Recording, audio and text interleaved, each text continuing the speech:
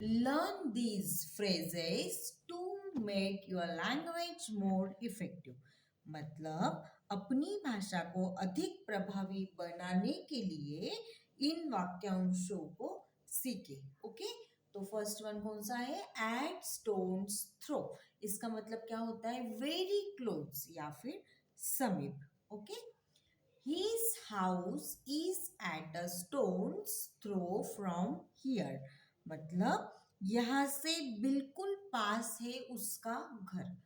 His house is at a stone's throw from here. Second one है all in all.